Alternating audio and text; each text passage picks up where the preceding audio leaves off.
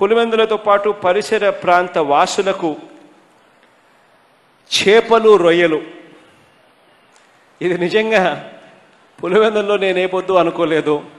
పులివెందుల్లో చేపలు రొయ్యలకు సంబంధించిన షాప్స్ కూడా వస్తాయి అని చెప్పి బహుశా ఎవ్వరం కూడా ఊహించిండం. పిఠాపురాన్ని మోడల్ నియోజకవర్గంగా చేసి పెడతాను. ఏదైతే నా మనసులో ఒక రాష్ట్రాన్ని ఇలా తీసుకురావాలని ఒక ఆకాంక్ష అయితే ఉందో నాకు, ఆ మోడల్ నేను పిఠాపురానికి సంపూర్ణంగా తీసుకొచ్చేస్తాను. జాబ్ మేళా, జాబ్ క్యాలెండర్స్ ఒకసారి ప్రభుత్వాలు కూడా అవసరం లేదు. నేను కూర్చోబెట్టి నా ఇష్టమైన నా అభిమానులు, నా పారిశ్రామిక సన్నిహితుల్లో చాలామంది ఉన్నారు. నా పారిశ్రామికవేత్తలను తీసుకొచ్చి ఇక్కడ మా వాళ్ళకి ఉద్యోగాలు ఇవ్వాలంటే జాబ్ మేళా పెట్టి ఇచ్చేస్తాను.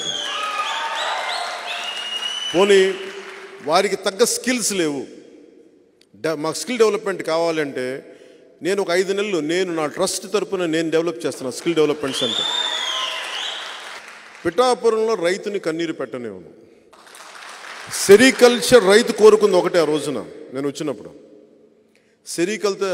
సెరికల్చర్ రైతు కోరుకుంది మాకు ఇక్కడ పట్టు మార్కెట్ కావాలని. అది నేను చేసి పెడతాను, ప్రత్యేకించి దృష్టి పెడతాను. ఉప్పాడ చీరలు కానీ, ఉప్పాడ చీరకి ఏదైతే ప్రపంచ ప్రసిద్ధి ఉందో దానికి ప్రత్యేకమైన మార్కెటింగ్ సదుపాయాలు నేను తీసుకొస్తాను.